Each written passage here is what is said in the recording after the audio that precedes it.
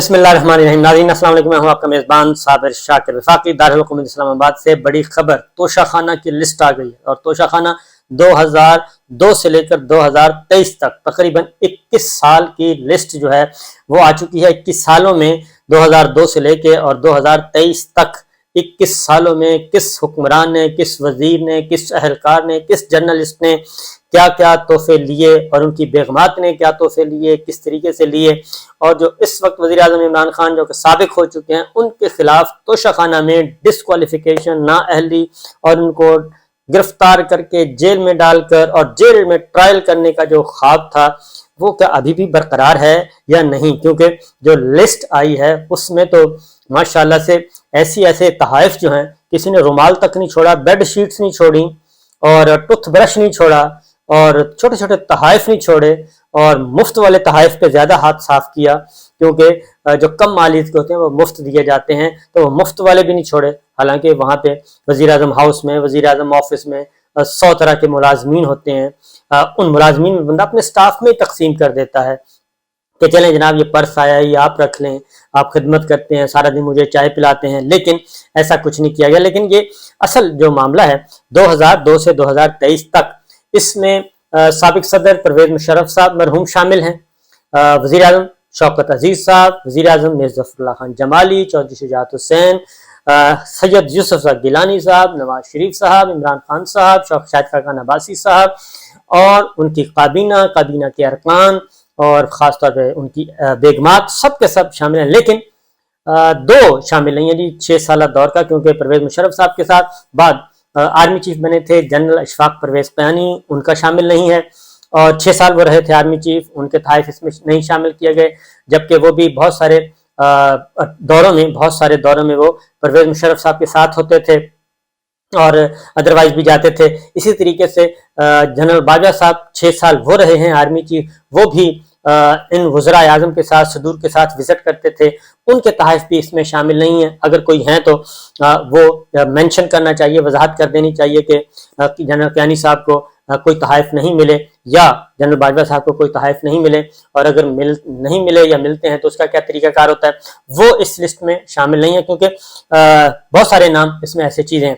تو بہرحال اس میں یہ بھی ایک توشہ خانہ کی بات کروں گا، ڈیٹیلز آپ کو بتاتا ہوں، بڑے دلچسپ اس میں فگرز ہیں، لیکن سب سے پہلے جو ہماری پولیٹیکل سائٹ پہ خبر ہے وہ لیتے ہیں کہ لاہور میں عمران خان صاحب زمان پارک طاقت کا مرکز و محور اس وقت بنا ہوا ہے، اور انہوں نے ریلی نکالنی تھی 8 مارچ کو۔ وہ جو کچھ ہوا ہمارے سامنے ہے، ذل شاہ کا معاملہ جوں کا توں ہے، ان کے پیرنٹس کو شدید دباؤ، ان سے سٹیٹمنٹ لیے جا رہے ہیں، انٹرویوز لیے جا رہے ہیں، اور پھر دوبارہ سے ایک اور مقدمہ درج کر دیا گیا ذل شاہ کے بارے میں، ذل شاہ کی ہلاکت کے بارے میں، عمران خان صاحب پہ، یاسمین راشد صاحبہ اور دیگر پی ٹی آئی کے رہنماؤں کے خلاف ایک اور مقدمہ درج کر دیا گیا ہے۔ تو یہ چیز اس لیے، یہ ہاتھ پاؤں ذل شاہ کے معاملے میں اس لیے ہاتھ پاؤں پھولے ہوئے ہیں کہ اس کی ہلاکت، معصوم آدمی تھا، معصوم شہری تھا، اس کی ہلاکت، اس کی شہادت کی جو خبر ہے وہ پوری دنیا میں آگ کی طرح پھیلی ہے، اور جس طریقے سے سوشل میڈیا کا زمانہ ہے جی، آپ قومی ذرائع ابلاغ کو تو دبا لیتے ہیں کہ یہ خبر نہیں دینی، لیکن سوشل میڈیا پہ، ڈیجیٹل میڈیا پہ سب کچھ چلتا ہے، اور پھر خود انٹرنیشنل جو آرگنائزیشنز ہیں، انسانی حقوق کی تنظیمیں، وہ خود اٹیک کرتی ہیں، وہ دیکھتی ہیں، پوچھتی ہیں، تحقیقات کرتی ہیں۔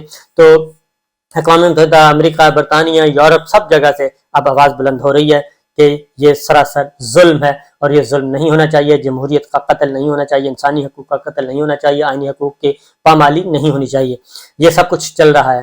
تو اس لیے اب پھر دوبارہ انہوں نے ریلی کا نکالنے کا کیا، پھر دفعہ 144، لیکن میں نے پچھلے ویلاگ میں بتایا کہ جناب لاہور پورا لاہور آباد تھا، اس میں گھن گرج کے ساتھ تمام تقریبات ہوئیں، اور اس میں بڑی بڑی تقریبات ہوئیں، کہیں دفعہ 144 نہیں تھا۔ دفعہ 144 صرف پاکستان تحریک انصاف کے لیے لگایا گیا، زمان پارک کے لیے لگایا گیا، اور اسی صرف پی ٹی آئی کو فوکس کیا گیا کہ وہ ریلی نہ نکال سکیں، اور عمران خان صاحب نے خون خرابے کا پروگرام ایک بار پھر ناکام کیا، اور انہوں نے الیکشن کمیشن آف پاکستان سے بھی رجوع کر لیا تھا، اور ہائی کورٹ میں بھی انہوں نے پیٹیشن فائل کر دی تھی۔ تو ظاہر ہے وہاں پہ کسی قسم کا کوئی جواب نہیں ہونا تھا، الیکشن شیڈول آ چکا، الیکشن شیڈول جب آ جائے تو کوئی انتخابی کمپین نہیں روک سکتا، اور جبکہ پورے پنجاب میں مریم صاحبہ الیکشن کمپین بھی چلا رہی ہیں، سرکاری وسائل کا استعمال بھی کر رہی ہیں۔ بہرحال یہ تو ہوتا ہے طاقتوروں کے ساتھ، یہی ہے۔ بہرحال عمران خان صاحب نے جی ابھی کل کا پھر اعلان کر دیا تھا، انہوں نے کہا تھا کہ یہ صرف ہم مؤخر کر رہے ہیں، کل پھر کریں گے، تو اس کے لیے اعلان ہو چکا، اور رات گئے ڈپٹی کمشنر لاہور نے بقراہت ایک اجازت نامہ دے دیا جی ریلی کا، اور ریلی نکالنے کی اجازت اس طریقے سے دی ہے کہ یہ اتنے بجے شروع ہوگی، اتنے بجے ختم ہوگی، نعرے نہیں لگیں گے، اور جھنڈا نہیں ہوگا، جھنڈا ہوگا تو ڈنڈا نہیں ہوگا، بینر نہیں لگیں گے، تصاویر نہیں لگیں گی، وال چاکنگ نہیں ہوگی، اور معافی چاہتا ہوں یہ انتخابی ریلی ہے یا کوئی جنازہ ہے؟ یہ تو تدفین کے وقت ایسا ہوتا ہے کہ جنازہ جا رہا ہوتا ہے تو اس میں صرف کلمہ شہادت بلند کرتے ہیں، اس کے علاوہ اور کچھ نہیں ہوتی، اور کفن میں لپٹی ایک ڈیڈ باڈی ہوتی ہے، میت ہوتی ہے، گھر سے لے کے جاتے ہیں اور قبرستان میں جا کے دفنا دیتے ہیں۔ تو یہ انتخابی جلسہ ہے، سیاسی جلسہ ہے، سیاسی ریلی ہے، اس میں نعرے بھی لگیں گے، سب کچھ ہوگا، اور گہما گہمی بھی ہوگی، گانا بجانا بھی ہوگا، ترانے بھی ہوں گے، اور وال چاکنگ بھی ہوگی، بینرز بھی ہوں گے، پوسٹرز بھی ہوں گے۔ تو یہ ڈپٹی کمشنر صاحب سے میں یہی کہوں گا کہ جنازے میں اور انتخابی ریلی میں بڑا فرق ہوتا ہے، تو اس لیے الیکشن کمپین کو جنازے میں تبدیل مت کریں اور اس کو چلنے دیں۔ تو یہ اجازت دے دی ہے، اور اب آج طاقت کا مظاہرہ ہوگا جی، انتخابی ریلی ہوگی، پہلی انتخابی ریلی۔ سابق وزیر اعظم عمران خان قاتلانہ حملے کے بعد، بچ جانے کے بعد بفضل خدا وہ آج اپنی انتخابی مہم کا آغاز کریں گے، اور اس کا الٹا ایک اور بات بھی کیا ڈپٹی کمشنر صاحب نے، وہ بھی لطیفے ہی ہیں جو ہدایات ہیں، کہ اگر انتخابی ریلی میں کچھ ہوتا ہے تو اس کی ذمہ داری جو ہے وہ عمران خان صاحب پہ ہوگی اور پی ٹی آئی پہ ہوگی اگر کوئی ناخوشگوار واقعہ پیش آتا ہے۔ تو یہ ہے انداز بیان، اس سے آپ اندازہ کر سکتے ہیں کہ ہاتھ پاؤں کس قدر پھولے ہوئے ہیں، کیونکہ ممکن نہیں ہے الیکشن کمپین، الیکشن جب جاری ہے، الیکشن شیڈول آ جائے تو ممکن نہیں ہے۔ لیکن میں پاکستان تحریک انصاف سے ضرور کہوں گا کہ وہ آپ کو تو ان ریلیوں میں دفعہ 144 میں الجھا رہے ہیں، آپ حلقوں میں جائیں اور ویڈیو لنک کے ذریعے حلقوں میں خطاب کریں، مختلف حلقوں میں، اور وہاں پہ جا کے اپنی گہما گہمی شروع کریں، کیونکہ اب وقت آ گیا ہے الیکشن کمپین کا۔ مسلم لیگ نواز، مریم صاحبہ الیکشن کمپین بھرپور طریقے سے چلا رہے ہیں، سرکاری وسائل کا استعمال بھی کر رہے ہیں، سرکاری خزانہ بھی ہے، سرکاری وسائل بھی ہیں، حکومتی مشینری بھی ہے۔ تو جناب پاکستان ٹیلی ویژن بھی ہے، جوڈیشری کو گالیاں ہیں، جنرلوں کو گالیاں دیں، پاکستان ٹیلی ویژن براہ راست دکھاتا ہے، ان کو سہولیات بھی فراہم کر رہا ہے، سب کچھ کر رہا ہے، تو ان کو پوچھنے والا بھی کوئی نہیں ہے۔ لہٰذا آپ ایک تو اپنی زبان اور اپنی گفتگو، انداز گفتگو، طرز بیان کو ذرا تھوڑا سا محتاط، کیونکہ آپ پہ ایک نہیں ہزار کیمرے لگے ہوئے ہیں، اور آپ کی جو تقریر ہوتی ہے وہ پتہ نہیں کہاں کہاں مانیٹر ہو رہی ہے، اور ایک ایک لفظ اس کا دیکھا جاتا ہے، نکالا جاتا ہے کہ کہاں سے آپ پھنس سکتے ہیں، کوشش کیجئے۔ بہرحال یہ انفارمیشن کی بنیاد پہ میں آپ کو بتا رہا ہوں، اس کی ضروری ہے، یہ جو قیامت گزر رہی ہے۔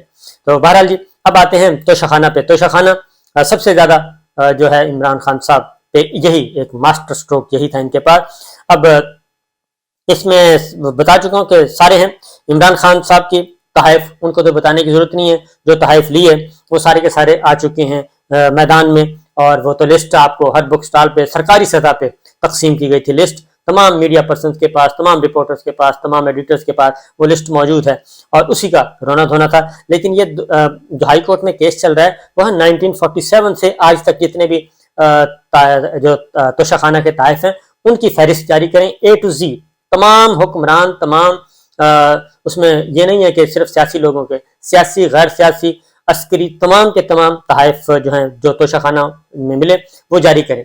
تو وزیر دفاع خواجہ آصف صاحب نے کہا تھا کہ جو عسکری قیادت کو ملتے ہیں اس کے بارے میں پتہ نہیں ہے کیا پروسیجر ہے، حالانکہ وہ وزیر دفاع ہے اور ان کو پتہ بھی ہے۔ بہرحال یہاں ہوا جی نواز شریف صاحب 2008، پہلے نواز شریف صاحب نے جی گاڑیاں بھی لی ہوئی ہیں، مرسڈیز بینز گاڑی لی ہے، اور گاڑی کی قیمت تھی 42 لاکھ، اور انہوں نے 6 لاکھ روپے میں گاڑی خریدی ہے، 6 لاکھ میں سوزوکی نہیں آتی۔ شہباز شریف صاحب کو طائف میں درجن چیزیں ملی، انہوں نے بھی مفت رکھ لی، یہ دستاویزات بتا رہی ہیں۔ شہباز شریف نے گائے کا ماڈل، سراہی، وال ہینگنگ اور باؤل، خنجر مفت میں رکھ لیے۔ گائے ماڈل 8,000، سراہی 25,000، وال ہینگنگ 17,000، خنجر 50,000، اور اس کے بعد ایک ہے بکلیٹ 10,000، اسٹیڈیم ماڈل 15,000۔ یہ سارے کے سارے معاملات، یہ تحائف جو ہیں یہ انہوں نے مفت میں رکھے ہیں، اور پلیٹ، سراہی، اور آگے ہے جی ایک اور ہے تحفہ، शहबाज शरीफ ने घोड़े का धाती मुजस्मा रखा जी, चॉकलेट और शहद तो नहीं छोड़ सकते थे वो, और जार, शहद का जार 10,000 रुपए का फ्री में रख लिया।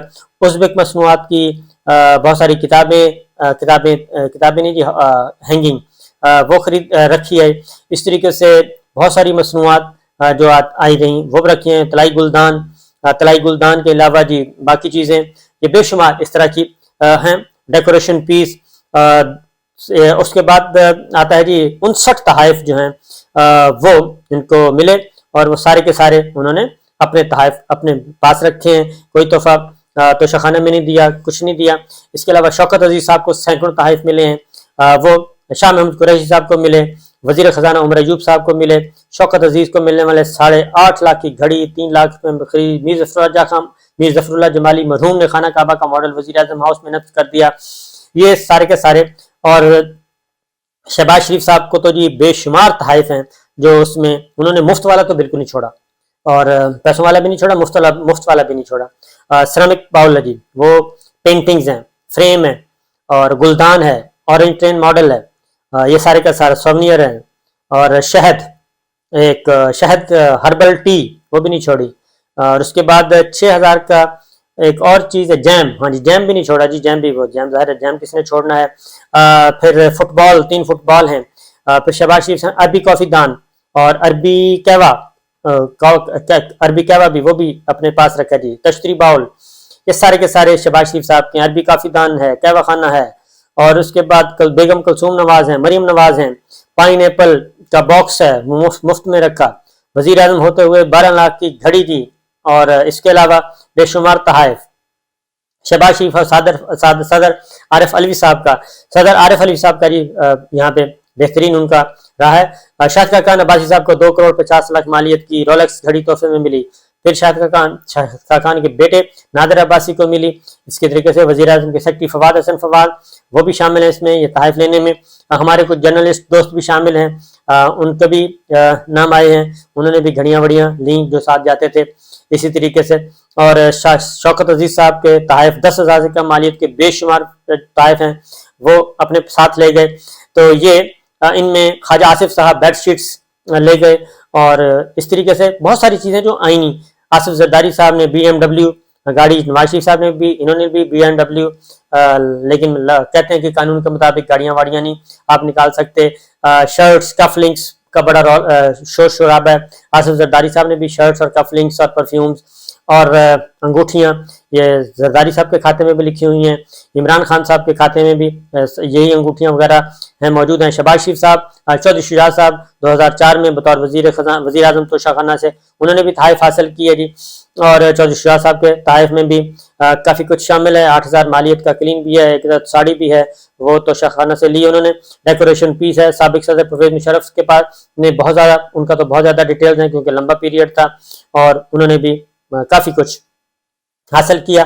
ये सारी की सारी चीज़ें जो हैं इस वक्त मौजूद हैं जी। जरदारी साहब की एक एक चीज़ मौजूद है। बिलावल भुट्टो साहब ने, शहबाज शरीफ साहब का मैं आपको बता चुका हूँ, और प्लेटें तक नहीं छोड़ी, और प्लेटें, धाती मुजस्मा, और चॉकलेट, और शहद, और पेंटिंग्स, और ये सारे के सारे जो फ्री वाले तहाइफ थे ये सब के सब उन्होंने धड़ाधड़ लिए हैं, और कोई चीज़ नहीं छोड़ी। और इस तरीके से यहाँ तक के गिलास भी नहीं छोड़े, और वो पर्स भी नहीं छोड़े जो होते हैं। और इसमें हमारे जो काफ़ी सारे हैं डायरेक्टर न्यूज़ हैं, जियो न्यूज़ के हमारे दोस्त हैं राना जवाद साहब, इस तरीके से आमिर अली असराना साहब, हाजी नवाज रजा साहब, उनके भी तहाइफ इसमें मौजूद हैं। वो ज़ाहिर है साथ जाते हैं तो ले आते हैं। तो ये एक बात बता दूं कि इसकी कानून इजाज़त देता है, और कानून के मुताबिक ये सब कुछ होता है, और इसमें ऐसा नहीं है कि कोई गैर कानूनी काम है, ये गैर कानूनी काम नहीं है। अलबत्ता अगर आप ना लें तो ये बहुत अच्छी बात होती है, और उसके बाद फिर वो नीलाम हो जाते हैं। तो अदरवाइज़ ये है कि उसकी आप कीमत बढ़ा सकते हैं, क्योंकि तहाइफ मिलते हैं, वो आप स्टेट गेस्ट के तौर पे जाते हैं, बैरून मुल्क से वो तहाइफ देते हैं, उसमें एक कानून बना हुआ है, उसके तहत आपको ऑफर की जाती है। इसमें तमाम उस वक्त की काबीना 2002 से लेकर 2023 तक, यानी कि अब तक जितने भी शहबाज शरीफ साहब है, नवाज शरीफ साहब है, शौकत अजीज साहब, जफरुल्लाह जमाली साहब, ये पूरी दुनिया में ये कानून इसी तरीके से है। ऐसा नहीं है कि गैर कानूनी, पूरी दुनिया में ऐसा। हमारे पास भी जो मेहमान आते हैं हम भी اسی طریقے سے گفٹ دیتے ہیں. ان کے ملکوں میں بھی قوانین موجود ہیں اور وہ کس طریقے سے, لیکن ہمارے ہاں یہ ہے کہ ہم نے ایک دوسرے کو خود ہی اپنے آپ کو اتنا ذلیل کر لیا ہے, پوری دنیا میں جگہ گھسائی ہوئی ہے. ہم ایک دوسرے کے ہم یہ نہیں دیکھتے کہ یہ پاکستان میں جو اپوزیشن کر رہے ہوتے ہیں, اپنے کپڑے اتار رہے ہوتے ہیں, یہ پوری دنیا دیکھ رہی ہوتی ہے. ہم پوری دنیا کے سامنے ننگے ہو رہے ہوتے ہیں, اور ہمارے حکمرانوں نے, اپوزیشن نے, عسکری قیادت نے, سیاسی قیادت نے, میڈیا نے, سب نے مل کے ایک دوسرے کو اتنا ننگا کر دیا ہے ایک دوسرے کے ساتھ سکور برابر کرنے کے چکر میں کہ ہم پوری دنیا کے سامنے بے لباس ہو گئے ہیں اور تماشا بنے ہوئے ہیں. اور عمران خان صاحب ہوں, یہ عمران خان صاحب کے بغض میں یہ سارا کچھ ہوا. اس سے پہلے توشہ خانہ کبھی ذکر تک نہیں ہوا تھا, کیونکہ ایک طے شدہ طریقہ کار ہے اور اس کے اکارڈنگلی ہی یہ سب کچھ ہو رہا تھا. لیکن چونکہ عمران خان صاحب کے خلاف کوئی اور چیز ملی نہیں, اس لیے انہوں نے کہا چلیں گھڑی چور کا نعرہ لگاتے ہیں, یہاں پہ تو بیڈ شیٹ چور نکل آئے. اجازت دیجیے, اللہ حافظ.